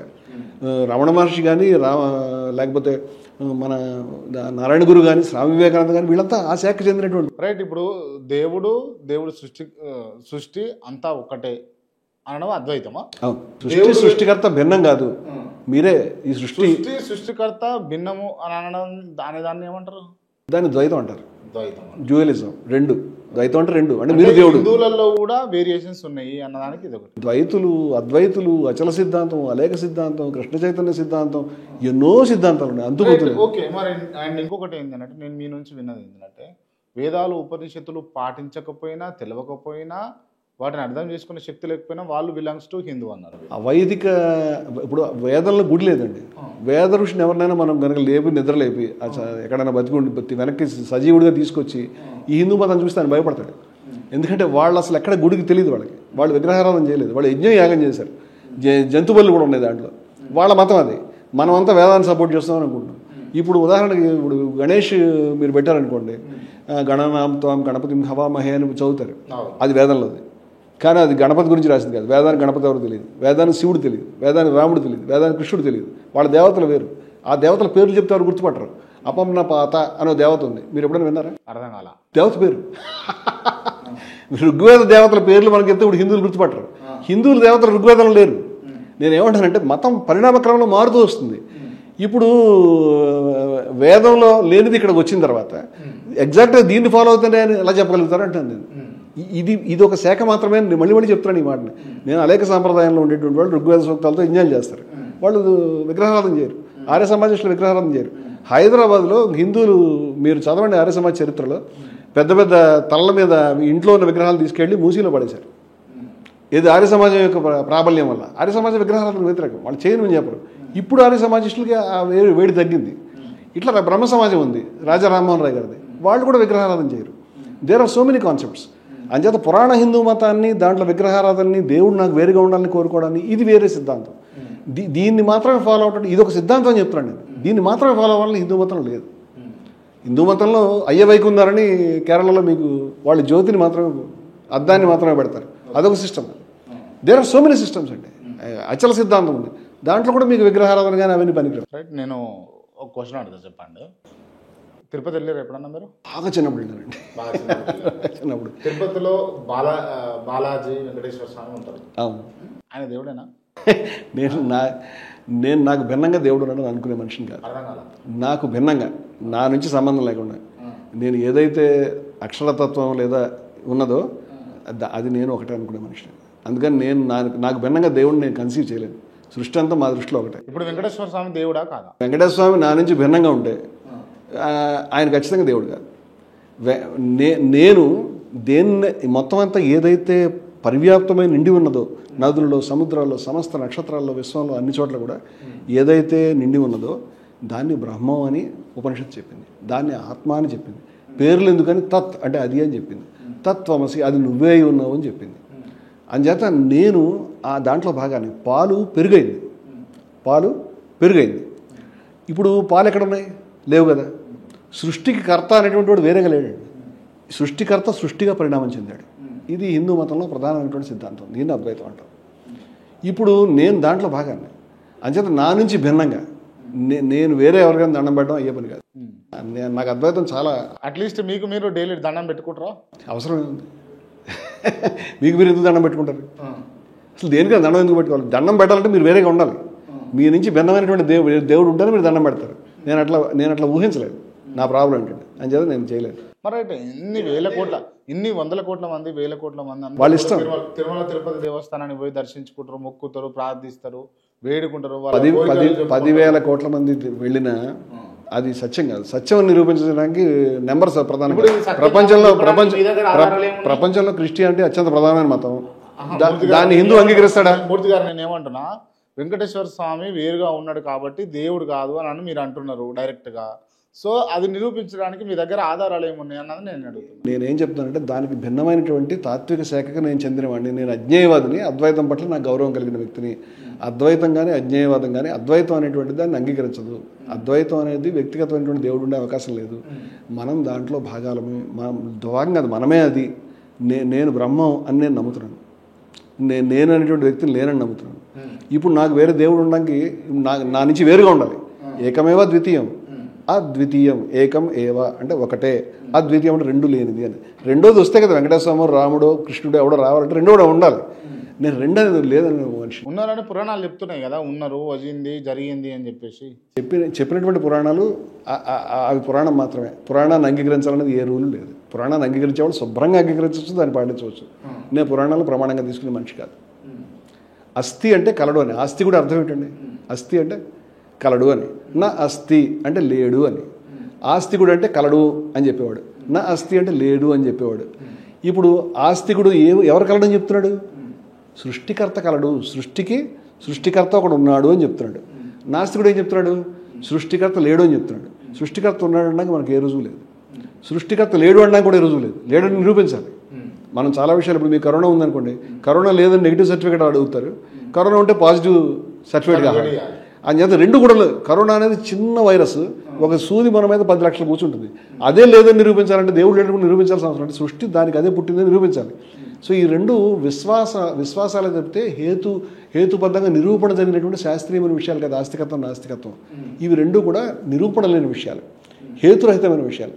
ఈ రెండు ఒకే నాణానికి రెండు కాయిన్స్. నేను ఆస్తికుడిని, నాస్తికుడిని కాదు. నేను అజ్ఞేయవాది తనకు తెలియదని చెప్తాడు.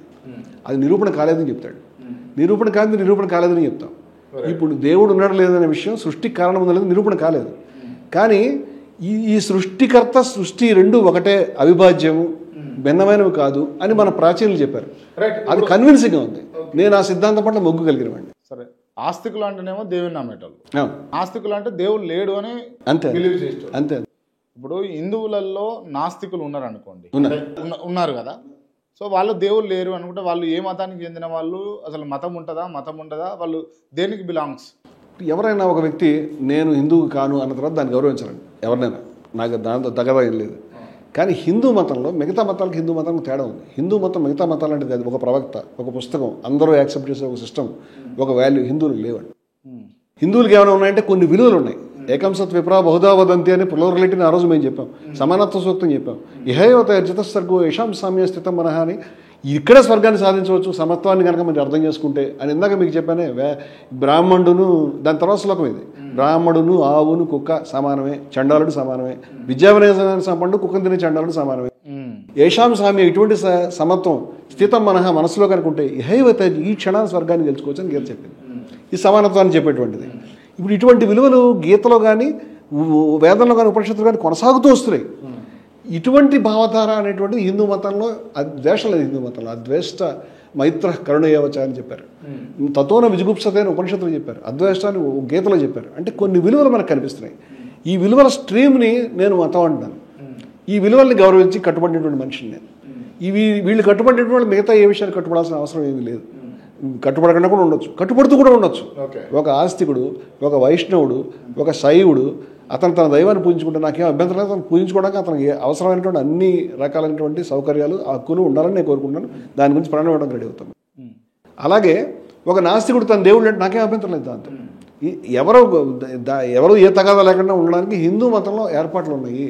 హిందూ మతంలో అజ్ఞేయమైనటువంటి భావాలు మొట్టమొదటి నుంచి ఉన్నాయి. భారతదేశ ప్రాచీన బౌద్ధం అజ్ఞేయం అండి. దానికి దేవుడు లేడు, ఉన్నాడు లేదు తెలియదు. నాస్తిక మతం కాదు, అజ్ఞేయ మతం అంటాం దాన్ని, అగ్నోస్టిక్ అంటాం ఇంగ్లీష్లో.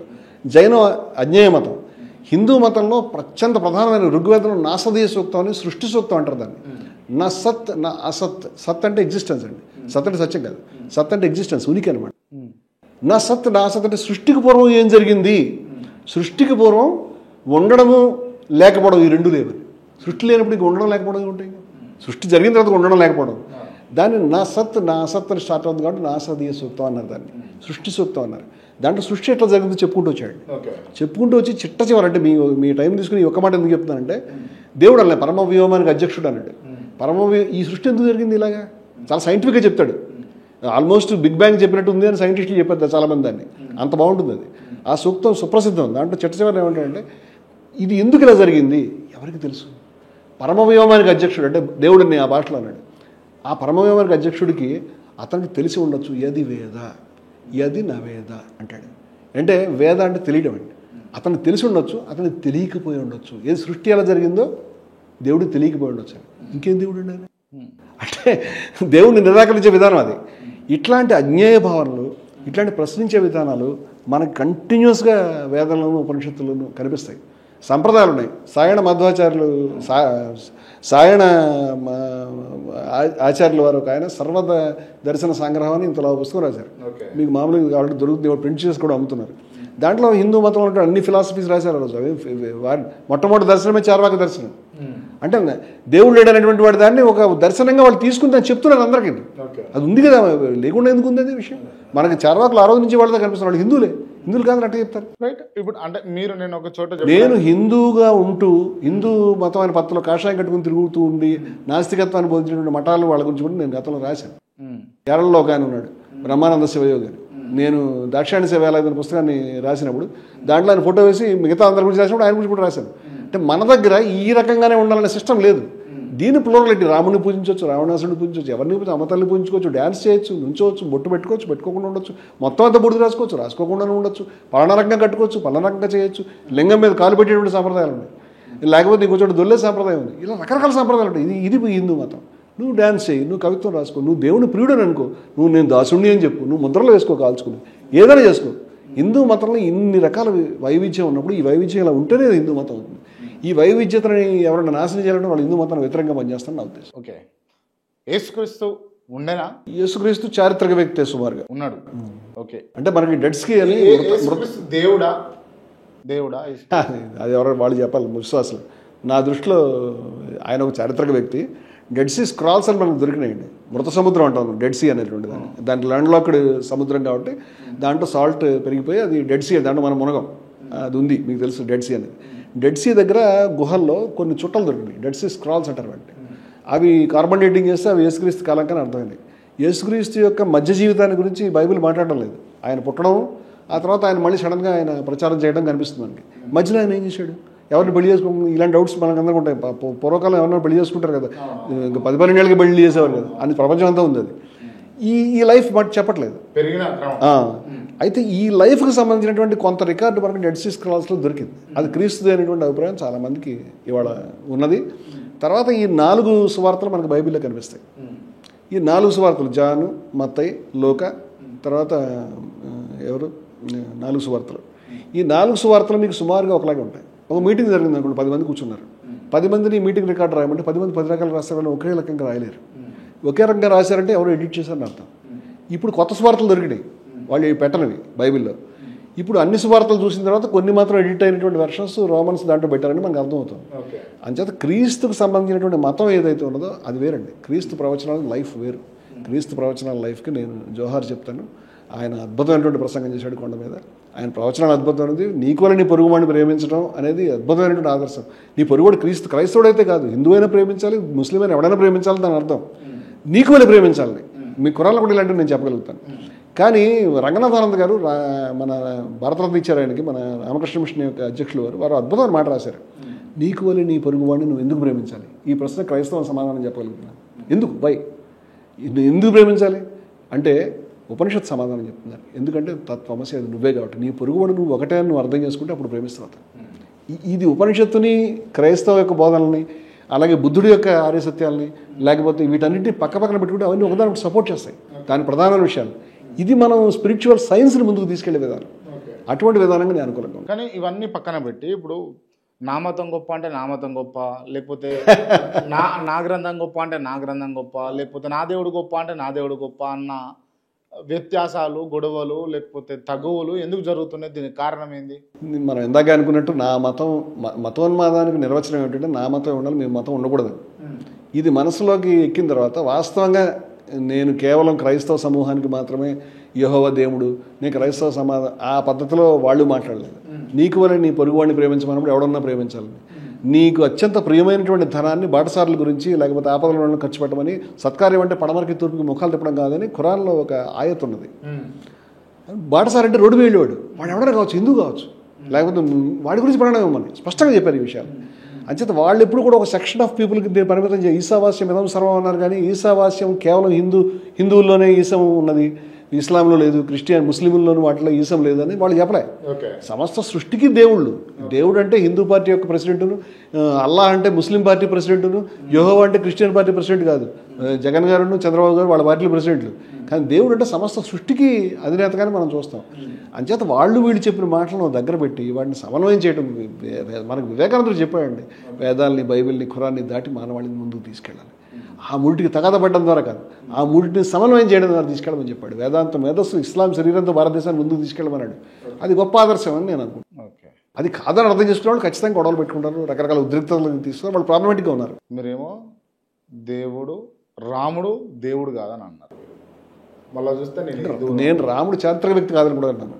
మీకు రాముడు అనే ఒక వ్యక్తిని ఒక పర్సన్గా నేను చూడట్లేదు. అది నేను రాముడిని ఒక చారిత్రక వ్యక్తిగా చూడట్లేదు. రామాయణం అనేటువంటిది బాగా ప్రాచుర్యం ఉండి ఆయన దేవుడు అనేటువంటి. నేను మీరు చెప్పిన సమాధానంలోకి తీసుకున్నటువంటి స్టేట్మెంట్స్ నేను కొన్ని ఉదాహరించి నేను మిమ్మల్ని ఒక చివరి ప్రశ్న అడగాలనుకుంటున్నాను. మీరు చూస్తే రాముడు దేవుడిగా మీరు యాక్సెప్ట్ చేయలే, అండ్ బాలాజీ వెంకటేశ్వర స్వామిని దేవుడిగా యాక్సెప్ట్ చేయలే. మీరు నాకు న్యాయం చేయాలంటే నాకు సంబంధం లేని దైవాన్ని అంగీకరించని అద్వైతపు ఆకర్షణ కలిగిన వ్యక్తిగా నా గురించి చెప్పాలి మీరు. నాకు అసలు రాముడు, కృష్ణుడు, అల్లా వాళ్ళతో సంబంధం లేదు. నేనేమంటానంటే మీ దేవుడు మీ దగ్గరే ఉన్నాడు, ఇక్కడే ఉన్నాడు, సోహమస్మి, తత్వమసి అని నేను నమ్ముతున్నాను. ఇది ఉపనిషత్కారులు చెప్పిన మాట. బయట విగ్రహాలు అవి ఇవి దేవుళ్ళు కావు అని అంటారు. అది నా స్కూల్ కాదు, నేను దాన్ని అనుసరించట్లేదు. రాముడు దేవుడు కాదంటే ఫలానా రాముడు ఉన్నాడు అని తగదా పడినట్టు నేను అలా మాట్లాడలేదు. కానీ మీరు హిందువు, అవును, ఒప్పుకుంటారు దీన్ని. ఎందుకంటే ప్రాచీనమైన విలువలు నేను అనుసరిస్తున్నాను కాబట్టి, గౌరవం కలిగి ఉన్నాను కాబట్టి. అండ్ ఇంకోటి మోరోవర్ ఇప్పటిదాకా చూసిన వాళ్ళు సర్ప్రైజ్ అయ్యేటటువంటి విషయం ఏంటి అని అంటే, మీరు బ్రాహ్మణ్. నేను పుట్టుకరీత్యా మన దానికి చెందినవాడిని అయి ఉంటాను, కానీ నా జీవితం మొత్తం మీద నన్ను అడిగిన వాళ్ళు కానీ మాట్లాడిన వాళ్ళు ఎవరు లేదు. చాలామంది తెలియదు కూడా విషయం. మా జీవితపు ఆచరణ కుల నిర్మూలన అనేటువంటి ఆశయానికి మేము కట్టుబడ్డాం. మా జీవితం మొత్తం కులం అనేటువంటి అసమానతను ధ్వంసం చేయడానికి కట్టుబడ్డాం. నేను ఏ రోజు కులం లేదు. రైట్. మీరు అంటే ఒక మీరు డీకాస్ట్ కావడం అనే ఒక కాన్సెప్ట్ ఉంటుందండి. ఇప్పుడు పుచ్చలపల్లి సుందరయ్య గారు, చంద్రరాజేశ్వర వీళ్ళంతా పెద్ద పెద్ద జమీందారులు, కానీ వాళ్ళు బయట తిరిగారు. వాళ్ళు డీ క్లాస్ అయ్యారని కమ్యూనిస్ట్ భాషలో చెప్తారు. నేను కమ్యూనిస్ట్ భాషను మాట్లాడలే, కానీ డీకాస్ట్ కావడం కూడా ఉంటుంది. ఇప్పుడు అంబేద్కర్ గారితో పాటు తిరిగినటువంటి అనేక మంది వాళ్ళు బ్రాహ్మణులు ఉన్నారు. మనుస్మృతి కాల్చేటువంటి ప్రతిపాదన కూడా ఆయన బ్రాహ్మణులచే చేయించాడు. వాళ్ళు డీకాస్ట్ అయినట్లు లెక్క. అంబేద్కర్ భార్య ఆవిడ సవిత బ్రాహ్మణ్, ఒక భార్య, అంటే రెండోసారి ఆయన పెళ్లి చేసుకున్నటువంటి ఆమె. అలాగే సాహు మహారాజ్ గారు అగ్ర కులానికి చెందినవాడు, బుద్ధుడు క్షత్రియ కులానికి చెందినవాడు. బుద్ధుడు క్షత్రియ కులాన్ని రిప్రజెంట్ చేయట్లేదు, బుద్ధుడు సమస్తాన్ని రిప్రజెంట్ చేస్తాడు. వర్ధమాన మహారాజు క్షత్రియ కులాన్ని రిప్రజెంట్ చేయట్లేదు, గురు గోవింద్ సింగ్ సమస్తాన్ని రిప్రజెంట్ చేస్తాడు. ఇట్లాగా మీరు మనుషుల్ని వాళ్ళు పుట్టినప్పుడు అక్కడే పరిమితం చేయడం కరెక్ట్ కాదు. మీరు ఆ వ్యక్తి యొక్క ఆచరణ చూడాలని నా ఉద్దేశం, ఆచరణ ఆలోచన చూడాలి. నేను అదే అడుగుతున్నా, మీరు ఒక బ్రాహ్మణ్ అయి ఉండి అంటే కంపేర్ బ్రాహ్మణ సామాజిక వర్గంలో పుట్టంటే ఐ ఫీల్ కంఫర్టబుల్. నేను బ్రాహ్మడిగా లేను, బ్రాహ్మణుడు విప్లవగారుడు ఒకేసారి. బ్రాహ్మణుడు సచిన విప్లవగారుడు అని అంబేద్కర్ కరెక్ట్గా చెప్పాడు. మీరు విప్లవగారుడు కావాలంటే బ్రాహ్మణైనా కావాలి, విప్లవగారుడైనా కావాలి. మీరు విప్లవగారుడు కావాలంటే బ్రాహ్మణత్వాన్ని వదులుకోవాల్సిందే, మీరు బ్రాహ్మణత్వం కావాలంటే విప్లవాన్ని వదులుకోవాల్సిందే. నేను విప్లవగారుడిని, నేను కదించేసిని, నేను బ్రాహ్మణ్ కాదు, బ్రాహ్మణ సామాజిక వర్గంలో పుట్టాను అంతే. రైట్. మీరు ఒక బ్రాహ్మణ సామాజిక వర్గంలో పుట్టిన వ్యక్తి అయి ఉండి ఈ కుల నిర్మూలన పోరాటం వెనకాల మీరు పని చేయడానికి కారణం ఏంది? కుల నిర్మూలన పోరాటంలో అనేక సామాజిక వర్గాల్లో ఉన్న వాళ్ళు అనేక మంది ఉన్నారండి. నేను చాలా పెద్ద జాబితా చెప్పగలుగుతాను. వాళ్ళ చరిత్ర కూడా రాశాను. 5,000 సంవత్సరాలు కుల వ్యతిరేక పోరాట చరిత్ర నేను 20 ఏళ్ళ క్రితం రాశాను. అది దాంతో సంబంధం లేదు. ఆ ఐడియాలజీ కరెక్ట్ అని అనుకోబట్టి మన మధ్య విభేదాలు ఉండకూడదు, మన మధ్య వివక్షల అసమానతలు దుర్మార్గం కాబట్టి దానికి వ్యతిరేకంగా పనిచేయాలి. నేను పనిచేస్తాను. జరుగుతుందా కుల నిర్మూలన? జరుగుతుందా? కుల నిర్మూలన అనేటువంటిది సుదీర్ఘకాలం జరగాల్సినటువంటి పోరాటం. కులం అంటే నిర్వచనం ఏమిటంటే, కులం అంటే అసమానత. ఏ అసమానత అంటే రాజకీయ రంగంలో, సాంస్కృతిక రంగంలో, ఆర్థిక రంగంలో, పారిశ్రామిక రంగంలో, మతపరంగా, ఇలా అనేక రంగాల్లో వ్యవస్థీకృతమైనటువంటి అసమానతని కులం అంటున్నాం మేము. ఈ అసమానతల నిర్మూలన, కుల నిర్మూలన అర్థం అసమానతల నిర్మూలన అని. ఇది ఒక రోజులో కాదు, ప్రాసెస్ ప్రకారం, వ్యూహం ప్రకారం దాని కుల వ్యతిరేక ఉద్యమకారులు పనిచేస్తుంటే జరుగుతూనే ఉంటుంది. ఆ దిశలో మనం పురోగమిస్తున్నాం. పురోగమించాల్సినంతగా పురోగమించామా అంటే అంతగా పురోగమించకపోవచ్చు, కొంత పురోగమిస్తున్నాం. మన విధానాలను మార్చుకుంటూ రివ్యూ చేసుకుంటూ ముందుకు వెళ్తే ఖచ్చితంగా కుల నిర్మూలన సాధ్యం. అంటే బేసిక్ థింగ్స్ ఏంటి ఈ కుల నిర్మూలన జరగాలి అని అంటే ఏం జరగాలి? నేను ఇందాక చెప్పినట్టు అసమానతల నిర్మూలన జరగాలి. ఏ రంగంలో అది ఏ రంగంలో? ఇప్పుడు ఉదాహరణ సినిమా రంగంలో కొన్ని కులాలు మాత్రమే ఆధిపత్యంలో ఉన్నాయి. సమరసింహారెడ్డి లేకపోతే జస్టిస్ చౌదరి ఇలాంటి పేర్లు పెట్టుకోవడం గౌరవంగా ఉన్నది. మాలానో, మాదిగనో, మంగళనో మన హీరో పేరుని టైటిల్లో పెట్టలేము. ఎందుకు పెట్టలేమంటే మా కులానికి గౌరవం లేదు కాబట్టి. ఇది వన్ డేలో సాధ్యం కాదు. ఇప్పుడు ఇక్కడ ఇది ఉంది, ఎడ్యుకేషన్లో ఇలా ఉంది, పారిశ్రామికంగా వనరులు ఎవరి చేతుల్లో ఉన్నాయి, విద్యా సంస్థలు ఎవరి చేతుల్లో ఉన్నాయి, మొత్తం మతపరమైన ఆధిపత్యం ఎవరి చేతుల్లో ఉంది. ఇలా ప్రతిదానికి సంబంధించినటువంటి స్ట్రాటజీస్ రూపొందించుకోవాలి. మతపరమైన ఆధిపత్యం అనేటువంటి శాస్త్రాలను తిరస్కరించమని అంబేద్కర్ చెప్పాడు. గాంధీ కూడా మనుస్మృతి తప్పు, దాన్ని తిరస్కరించమని చెప్పాడు. ఇట్లా ప్రతిదానికి సంబంధించి మనం స్ట్రాటజీస్ రూపొందించుకుని అవి చేయాలి తప్పితే ఒకటే మాటలో చెప్పగలిగిన విషయాలు కాదు. మీరు రాజకీయ రంగంలో కింది కులాల యొక్క ఆధిపత్యం లేదు, అది సాధించుకోవడానికి మనం ఏం చేయాలి, ఆర్థిక రంగంలో ఏం చేయాలి, పారిశ్రామిక రంగంలో ఏం చేయాలి, దీనికి సంబంధించిన ప్లాన్ ఆఫ్ యాక్షన్ వర్కౌట్ చేసుకోవాలి, ఆ వ్యూహంతో పనిచేయాలి. బహుశా నాకు తెలిసి అంబేద్కర్ అనుకుంటా రక్త మిశ్రమం జరగాలి అని చెప్పినటువంటి చెప్పాడు. చాలా మంది చెప్పారు. గాంధీ గారు ఏం చెప్పాడు? కులాంతర వివాహం కావుతూ నన్ను పిలవద్దని చెప్పాడు. అగ్ర కులాల అమ్మాయిలు కింది కులాల వ్యక్తుల్ని ప్రేమించి పెళ్లి చేసుకోమని చెప్పాడు. చాలామంది చెప్పారు. అంబేద్కర్ చెప్పాడు. అంబేద్కర్ అంతకంటే విలువైన మాట చెప్పాడు. ఏ శాస్త్రాలు అయితే మనిషికి కులాన్ని తలలో పెట్టాయో ఆ శాస్త్రాల అధికారాన్ని నిర్మూలించాలన్నట్టు. ఇది చాలా ఇంపార్టెంట్ మాట. అంచేత హిందూ మతంలో ఈ క్యాస్ట్కి సంబంధించి అసమానతల వ్యవస్థను, వివక్షను బలపరిచేటువంటి అన్ని అంశాలని తగలబెట్టాలి, వాటిని వ్యతిరేకించాలని నేను కోరుకుంటున్నాను. అంచేత మేము అంబేద్కర్ మనుస్మృతి తగలబెట్టాడు, మేము దాన్ని విస్తరించాం. మేము దాన్ని ముస్లింలకి, క్రిస్టియన్లకి, పురాణాలకి, సమస్తానికి ఒక మనుస్మృతి అక్కడ ఒక చోట లేదు. అంచేత ఎక్కడెక్కడ అసమానతలు అన్ని తగలబెట్టాలని మేము మత గ్రంథాలలో అసమానతల వివక్షల్ని బలపరిచే అంశాలు అని ఒక డమ్మీ బుక్ తయారు చేసి మేము అన్ని కులస్తులు, అన్ని మతాలు పిలిపించి 5-6 రాష్ట్రాల్లో చేస్తాం మేము ప్రతి ఏడాది. మేము డిసెంబర్ 25 కాకుండా 26కి మార్చాం. 25 క్రిస్మస్ ఉంది. క్రిస్మస్ రోజు చేయడం ఎందుకని అంబేద్కర్ మనస్మృతి తగలబెట్టినప్పుడు అది ఆయన పట్టించుకోవచ్చు. మార్చేరు పోరాటంలో భాగంగా జరిగింది అది. ఇది మేము 26కి మార్చుకున్నాం, విస్తరించాం. మనం ఐడియాలజీని, మార్గాన్ని విస్తరిస్తేనే మనం వాళ్ళని అనుసరించినట్టు అవుతుంది. Right. Thank you sir, thank you so much. Right, thank you very much. బహుశా అంటే మీరు ఇటువంటి ఇంటర్వ్యూ చూసి ఉండకపోయి ఉండొచ్చు మన కేఆర్టీవీలో. రైట్, ఇది పార్ట్ 1 మాత్రమే. పార్ట్ 2తో మళ్ళీ కలుద్దాం రమణమూర్తి గారితో. Thank you so much.